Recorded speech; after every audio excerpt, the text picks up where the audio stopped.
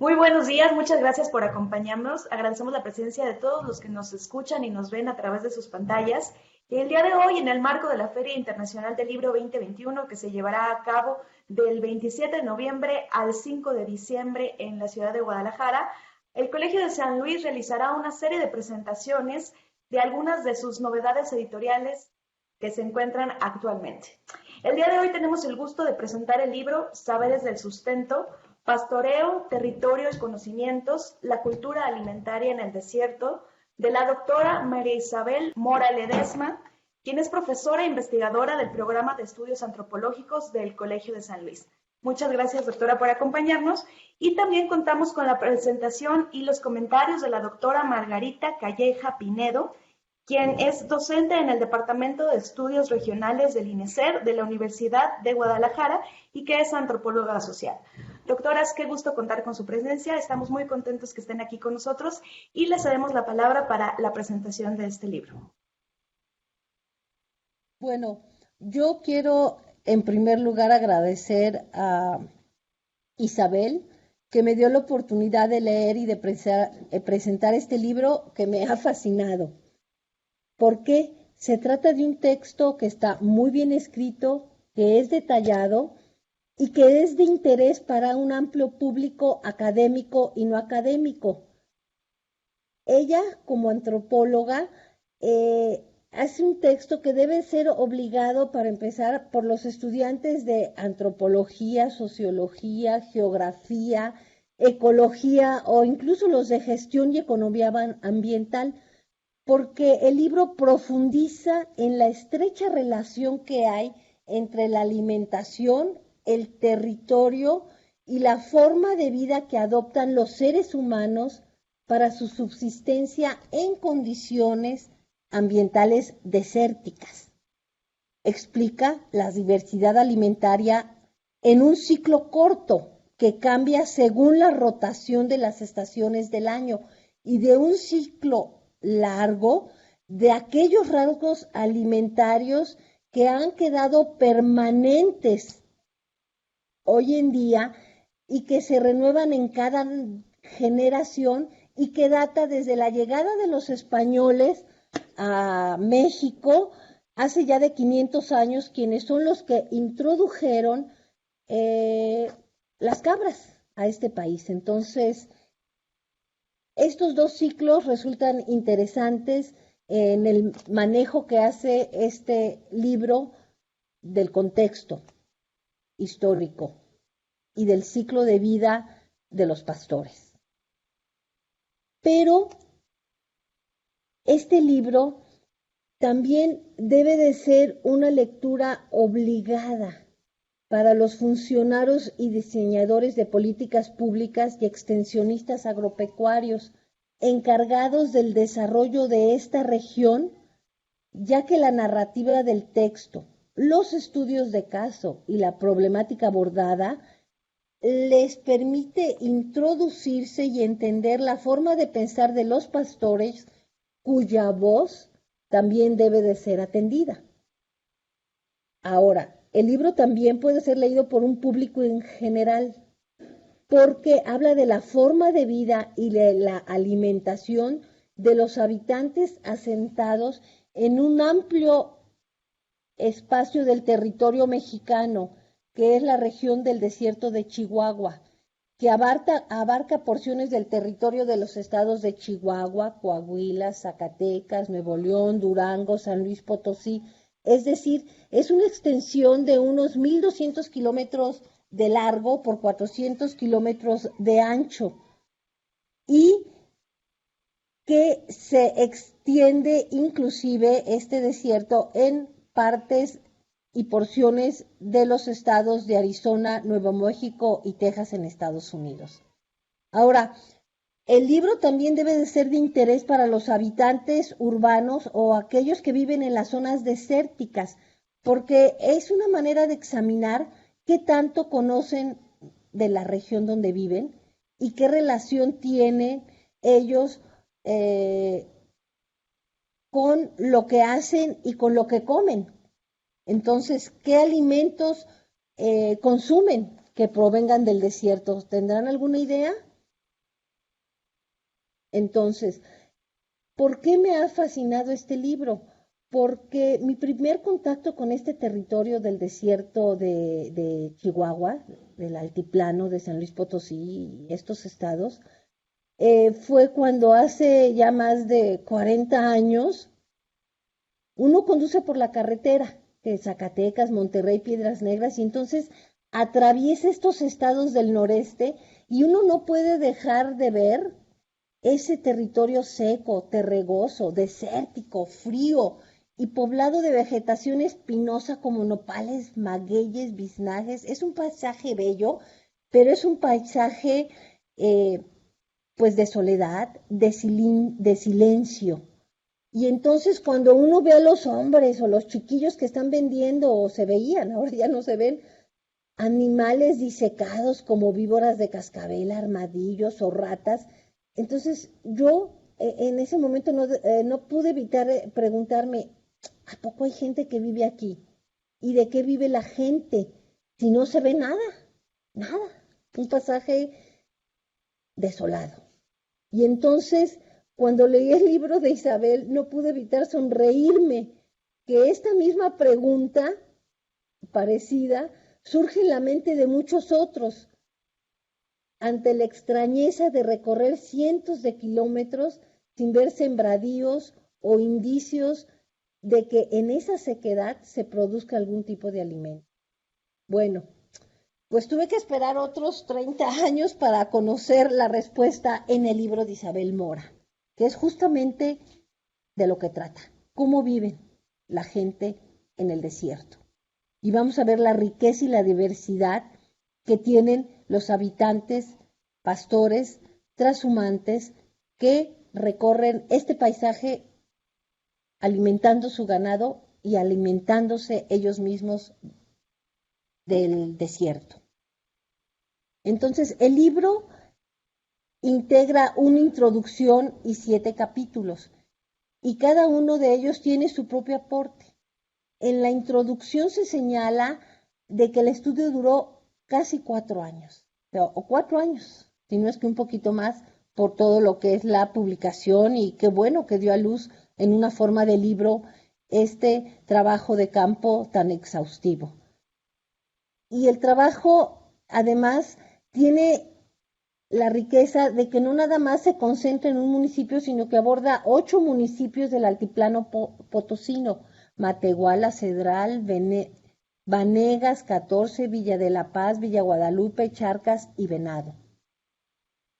Y además describe el paisaje que también recorrió con veterinarios y zootecnistas. Isabel, en su trabajo de campo, hizo estancias en esos lugares y habló con pastores, hombres y mujeres, para conocer sus actividades a profundidad. Se aplicaron 70 cuestionarios detallados de carácter etnográfico sobre la alimentación de las familias, y además se hicieron 24 estudios de caso a profundidad. El trabajo de campo también implicó la elaboración de un sistema de información geográfica sobre los usos del suelo, la flora, la fauna, las fuentes de agua, es decir, registró y documentó las potencialidades alimentarias del desierto. Ahora, los cuestionarios y estudios de caso arrojaron información sobre las personas que forman cada unidad familiar o unidad doméstica ganadera, sobre las mujeres, los hombres de la familia, su lugar de origen, inclusive sus ancestros, la ocupación actual de ellos y la que tuvieron sus ancestros, y la división del trabajo de la familia por edad, por género. Indagó y lo siguió por sus rutas de pastoreo. Entendió la dedicación y el esfuerzo que cada miembro de la familia hace en la producción, almacenamiento, preparación del alimento para el consumo familiar. Se registraron, el trabajo de campo de Isabel registró los alimentos que provienen de la recolección de frutos y flores comestibles de las plantas del desierto, como nopales, magueyes, biznagas, la cacería de liebres, armadillos, de la producción para el consumo de leche, quesos, venta de chivos, así como la alimentación industrializada y los alimentos que se compran en los centros de población. Isabel indagó sobre la organización familiar del trabajo del pastoreo, la movilidad del ganado, el número de cabezas de ganado que maneja cada unidad. Se hicieron tablas detalladas y comparativas de la economía familiar, la división del trabajo, así como aspectos sobre la salud y enfermedad de los animales y de las personas. Es decir, hay un trabajo metodológico impecable sobre el cual se sustenta y valida la información aquí presentada con un detalle exhaustivo, pero con una ágil narrativa ligera, acompañada de citas textuales de viva voz y datos duros, concisos, profundamente analíticos que se presentan en mapas, gráficas, tablas, imágenes y foto. Y entonces todo se va dando esta información a lo largo de 6 capítulos y en el último Isabel Mora nos presenta una propuesta para la autonomía alimentaria desde la visión local, un reconocimiento del pastoreo como un patrimonio y un legado. Entonces, la importancia de este libro es que hace visible una actividad que es marginada, desvalorizada y precaria, que es ese pastoreo transhumante en el altiplano de San Luis Potosí, y es el modo de vida de poco más de 7,000 familias, que es la crianza de chivas en condiciones de aridez. Los hombres pastores son los que caminan el ganado calmadito, despacio, sin prisa, y lo conducen a distintas zonas de pastoreo en donde los chivos se nutren de distintas plantas y minerales según la época del año. Ellos saben cuándo deben crecer el hato, cuándo la sequía les impone reducirlo para que no se mueran, y gestionan de manera eficiente la producción de leche, la elaboración de quesos, actividades íntimamente dependientes en función de la abundancia y escasez de pastos. El libro nos mete en la vida misma de los pastores y la dignidad de su ocupación, pero que desde los centros de población y la ciudad son vistos como los más atrasados, salvajes y pobres, porque no cuentan con servicios de luz, agua potable, escuelas, salud, comercio o transporte público, y porque tienen que vivir en las majadas que están dispersas por estas grandes extensiones del desierto, en las zonas altas, más altas o de pie de montes, que quedan entre de este desierto y que colindan con las sierras, y ellos se la pasan cuidando cabras. Entonces es un trabajo digno, es un trabajo muy valorado por ellos, pero despreciado por la ciudad, porque pues no tienen los servicios que uno considera importantes. Pero gracias a ellos, pues tenemos los productos del desierto. Entonces el libro revela los sabores que fundamentan sus decisiones y estrategias de sobrevivencia y el conocimiento que tienen de su medio ambiente. Leen los signos del clima, los cambios de la flora y conducen sus rebaños lentamente y los llevan a los pastos mejores, además de que con solo mirar a los ojos de sus animales pueden ver las enfermedades y reconocen las enfermedades que tienen incluso en el balido de sus chivos. O sea, es una relación hombre, territorio, desierto y animales, muy íntima, que les lleva a este conocimiento y saberes. Entonces, si los hombres son los que se encargan de caminar el ganado, la ordeña se ocupan ambos sexos, niños y niñas y mujeres, pero la elaboración de quesos es básicamente una tarea de las mujeres y representa hasta el 85% del ingreso de las familias. La elaboración de quesos es manual, artesanal, con cuajos naturales. Ahora, el capítulo 5 presenta todo ese grueso de análisis de la información obtenida y viene acompañado de una narrativa detallada de los estudios de caso, de gráficas comparativas del ciclo anual de la producción de quesos según la estación del año, la organización del trabajo familiar por tipo de familia extensa, nuclear, o también además las actividades complementarias. Hay cuadros por municipios, tablas comparativas de ingresos familiares y por tipos de unidad ganadera. El capítulo está ilustrado con fotografías y termina con un gráfico circular concéntrico que presenta la alimentación de las familias estudiadas. Y esta alimentación se inserta en las actividades económicas de los productos que obtienen de la caza, recolección, de la agricultura, su maíz, su frijol, sus aves, del pastoreo que les da leche, quesos y carne, y que toda esta alimentación gira de acuerdo a las estaciones del año y a la temporada de secas o lluvias. Y entonces se ve que hay una gran diversidad de alimentos que consumen los pastores a lo largo del año. Este gráfico permite visualizar lo que significa saber hacer para producir, preparar y consumir alimentos para estas familias de pastores que viven en un territorio desértico y que responde detalladamente a la pregunta: ¿de qué vive esta gente? Entonces vemos toda esta gran diversidad de producción de alimentos.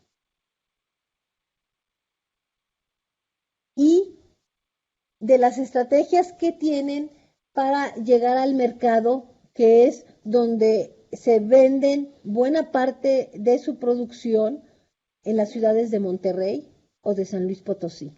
Entonces, pues también las gentes de las ciudades pueden saborear una parte de ese desierto que sale con el trabajo de estos pastores y gracias a ellos tenemos esos quesos en nuestra mesa, quesos de cabra.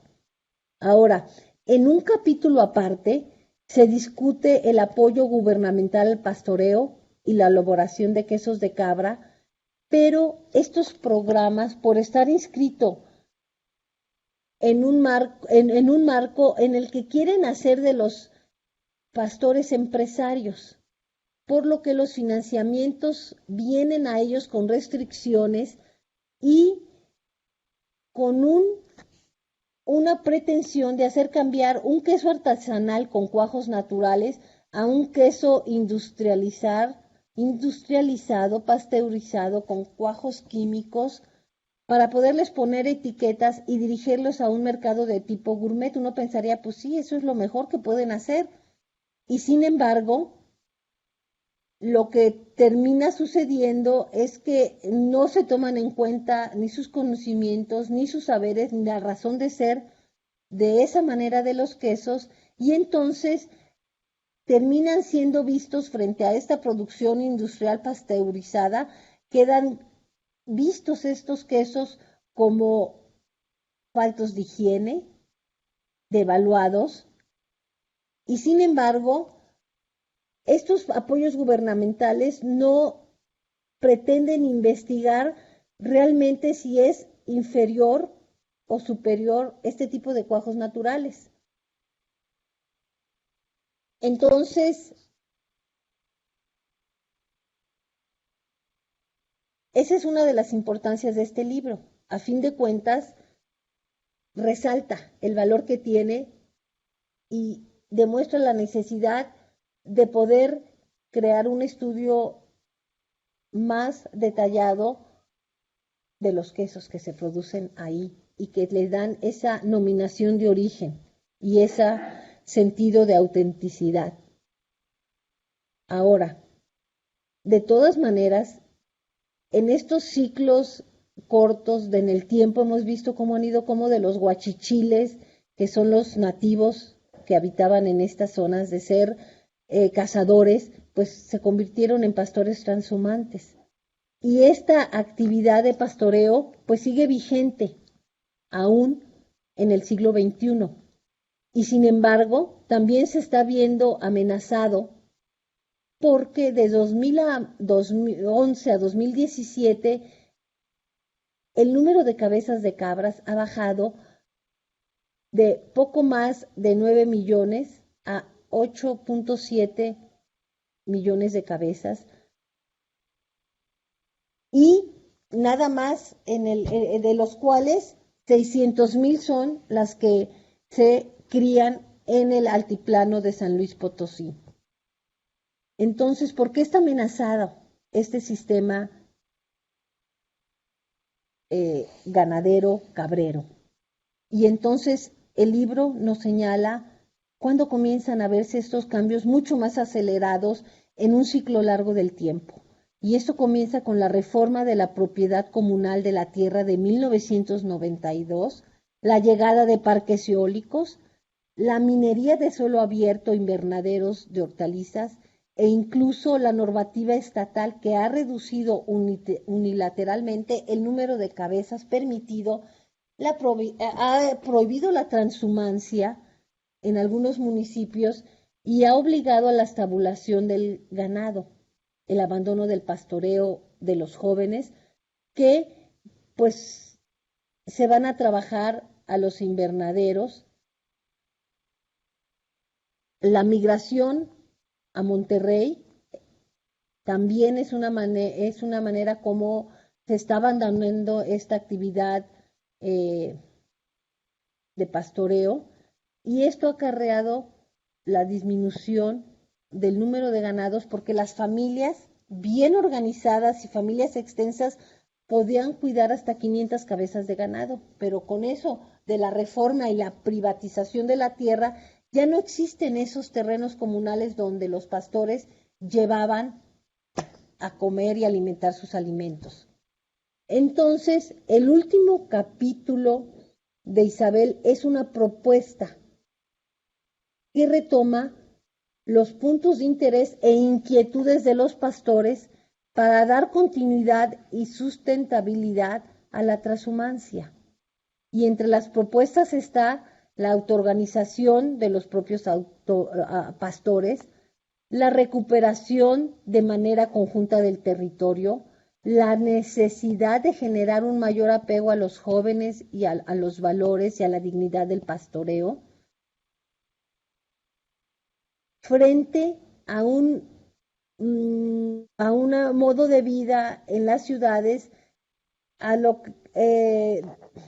trabajos que son descalificados como lavaplatos, albañiles, comparado con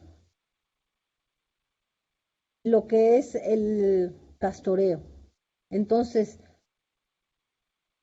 descalifican y hacen despreciar la riqueza que tiene esta actividad para convertirse en lavadores de platos en restaurantes de la ciudad. Entonces no hay un reemplazo ya generacional de la actividad pastoral o pastoril. Entonces, ¿cómo incorporar, y se plantean, a estos jóvenes en esta gusto y revaloración de lo que es la actividad del pastoreo? Y entonces proponen la promoción de leyes caprinas con la participación colectiva de los pastores, el establecimiento de territorios y rutas pastoriles frente a los proyectos extractivas que fragmentan el territorio. Yo creo que es una conclusión contundente con la que nos quedamos. Entonces, es una actividad importante, es una actividad que les da de comer a ellos y que nos proporciona a nosotros productos que apreciamos, que en la ciudad no podríamos tener de otra manera de que no existieran ellos. pero además es un libro que a fin de cuentas nos deja ver esa forma de vida, esa sencillez con la que viven los pastores y ese aporte tan importante que hacen a la alimentación de las poblaciones urbanas. Y con esto termino y me gustaría preguntarle a Isabel, pues, ¿qué le deja este contacto tan cercano de 4 años y en estancias, ¿no? A lo largo de estos 4 años, eh, de conocer de cerca la vida de estos pastores. Pues ante todo, yo sí quisiera agradecerle a Margarita esa revisión tan detallada del trabajo, esa visión tan profunda y tan sensible, ¿no? Que hiciste en esta presentación. Realmente te lo agradezco muchísimo, Margarita, porque bueno, tú también trabajas el tema de la alimentación y de ahí que puedas entender a profundidad la importancia de la alimentación como parte de la vida, ¿no? La alimentación es la vida. Y en ese sentido, pues creo que tus comentarios son para mí muy halagadores, en términos de que me impulsan, ¿no? A decir, bueno, al menos este trabajo, como bien lo planteaste, ¿no? Que me gustó mucho. A veces cuando uno escribe no sabe ni para qué otro público escribe. Pensamos escribirlo, ¿no? Para la gente, ¿no? Que para mí es una parte importante, pero el que tú hayas planteado esta parte de los estudiantes, realmente uno como investigador que pueda hacer un libro que puedan leer estudiantes, para mí realmente es muy reconfortante que tú lo veas en este sentido, puesto que tú eres una docente de trayectoria ahí en la UDG. Muchas gracias por esto. Y la otra parte de los funcionarios, ¿no? Que efectivamente la idea es poder sensibilizar a todas estas políticas públicas que llegan a generar proyectos sin un conocimiento previo, ¿no? Y bueno, yo quería situar que este trabajo es parte de la línea de investigación que trabajo en el colegio, que es sobre cultura y trabajo en el desierto, y este resultado de investigación es es el proyecto Sistema Pastoril, Conocimientos Locales e Identidad Territorial como una alternativa alimentaria para el desarrollo regional del desierto, que fue un proyecto que fue financiado por Ciencia Básica CONACYT. Por eso teníamos el tiempo muy determinado. Y este es el resultado de ese proyecto que tuvimos, bueno, el apoyo de esta institución, precisamente como poder plantear las alternativas regionales alimentarias. Y cuando tú me hacías la pregunta que qué me dejaba, es precisamente ver cómo nos situamos que la importancia de las vocaciones regionales. No podemos homogenizar la alimentación, ¿no? Que por eso de ahí retomo también el concepto de sistemas agroalimentarios localizados, donde diciendo las regiones tienen su propia vocación, incluso alimenticia, el sabor de la tierra, ¿no? No es de llevar a los programas, pues vamos a llevar a que siembren, sobre todo hortalizas, porque implica mucha agua donde no hay agua, ¿no? O llevar programas donde ahí no se van a dar, ¿no? Sino es precisamente como tú lo mencionabas bien, los sabores locales de una región de alimentaria, ¿no? No me vas a ver igual una producción de queso artesanal que se haga en otro lugar, ¿no? Entonces, en ese sentido, es precisamente ver el mundo, la riqueza alimentaria, sobre todo del país, es tan rica. Sin embargo, al quererla homogenizar, llevar programas supuestamente de desarrollo, van irrumpiendo toda esa vocación regional, y el libro es precisamente para develar qué pasa con esas regiones de tierra adentro, como nosotros le llamamos a estas zonas guachichiles, los que trabajamos en el desierto, cómo viven estas sociedades supuestamente aisladas, pero que sin embargo manejan sus sistemas de sustentabilidad, que incluso en el desierto, que como tú bien y yo también llegué hacia el desierto, la primera vez que llegué al desierto fue a decir, ¿de qué vive la gente aquí? Y creo que es la pregunta que nos iniciamos. Empecé a trabajar el desierto hace 20 años. Y la pregunta que nos hicimos fue precisamente, pues yo quiero ver de qué trabaja, de qué vive la gente, ¿no? Y empiezas a encontrar que pues la gente ha sobrevivido por décadas, ¿no? Desde los guachichiles, ¿no? Todo un sistema alimentario sustentable que les ha permitido la sobrevivencia, ¿no?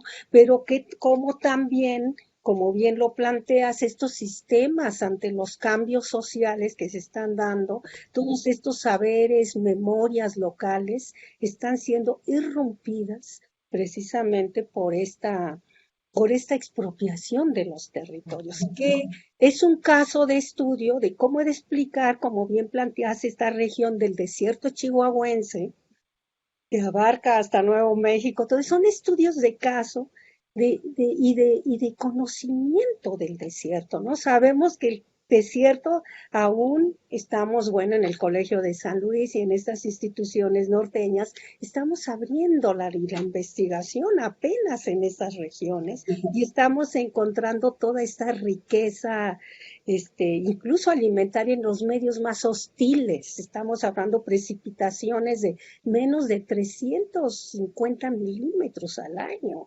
cuando en la Chontala, en Oaxaca, tenemos 8,000. Entonces, ver cómo aún en la sequedad de estas regiones se van produciendo. Y efectivamente este libro es escrito, y me gustó mucho que dijeras que, bueno, que va a un público más abierto, pero también nosotros lo dedicamos precisamente a la gente, ¿no? Para que la gente también se revalore, se resignifique con lo que tiene, porque en realidad hemos hecho muchísimas presentaciones. De hecho, este proyecto es parte de un proyecto mayor que manejo de los pastores, del pastoreo en toda esta región, a partir de que revaloren su actividad, de que los jóvenes empiecen a revalorar y ser capaces de que se puede vivir dignamente de una actividad local. Nosotros le apostamos a la pequeña producción, Margarita, en el campo, y creemos que esa puede ser la solución y parte de la autonomía o soberanía alimentaria del país, ¿no? Entonces creo que esto es, de veras te agradezco, porque siento que captaste, ¿no? Que captaste esa cuestión profunda, que a veces es difícil ya llevarlo a la letra, porque a veces nos exigen lenguajes académicos, que tenemos que llevar, pero creo que se logra esa parte y saber por qué comemos, ¿no? ¿Por qué comemos lo que comemos? Si dices que los del altiplano comen ratas, qué asco, son salvajes. Pues no, la rata es un alimento súper nutritivo y de mucho valor en el altiplano. Yo quisiera, pues nomás concluir con un epígrafe y decir, es que efectivamente fue para la gente local, ¿no? Y yo retomando de Sancho y de Cervantes, ¿no? Esta historia que puse que dice a los chiveros y chiveras del altiplano, ¿no? Este, esa es la historia que prometí contaros. Sí, he sido en contarles prolijo, no seré en seguiros cortos. Cerca de aquí tengo mi majada y en ella tengo fresca leche y muy sabrosísimo queso, con otras varias y sazonadas frutas, no menos a la vista y al gusto agradable. Cervantes, ¿sí? Y esta es la dedicación que le hago a los chiveros y chiveras del altiplano potosino. Claro. Y bueno, yo concluyo con esto y de veras, sí, agradecerte mucho, mucho, Yo agradezco que nos hayas dado a conocer esta experiencia y de una manera pues tan clara, tan precisa y con una lectura ligera y además muy aguda. Ese cuadro del capítulo 5 con el que se cierra ese capítulo, pues lo tiene todo. Yo creo que es para discutirse en clase, no nada más el puro cuadro. Este, y mucho trabajo, mucho esfuerzo ahí reunido y pues nuevamente mi felicitación y mi recomendación para que este libro pues sea realmente muy tomado en cuenta porque deja una enseñanza metodológica para el trabajo de campo antropológico y resalta, como dices, esta actividad del pastoreo trasuente que es invisible. Y pues me da gusto que lo hayas podido hacer visible. Y felicidades por la publicación de este libro. Y gracias al público por atender a esta presentación de este libro. Doctoras, pues les agradezco mucho esta presentación que fue por demás enriquecedora y que nos abrió el panorama del contenido de este libro que, como mencionan y bien mencionan, nos abre el panorama a esta cultura del desierto y a estos hechos que los vemos ahí y a veces nos tenemos que fijar más para entenderlos y captar todo lo que significan para las comunidades, pero para nosotros también, ¿no? Se reflejan directamente e inciden en nuestra sociedad. Les agradezco mucho esta presentación y esta plática, así como su participación, y les comento a la audiencia que nos acompaña que pueden encontrar el book trailer de este libro si ingresan al canal oficial de YouTube del Colegio de San Luis. Ahí lo pueden encontrar también junto con más información sobre esta publicación. Ya con esto nos despedimos, no sin antes recordarles que sigan al pendiente de estas presentaciones que estamos transmitiendo durante este marco de la FIL y agradecerles su presencia tanto a ustedes, doctoras, como a todos los que nos acompañaron en esta transmisión. Hasta luego, buenos días. Pues gracias a todos. Buenos días. Muchas gracias.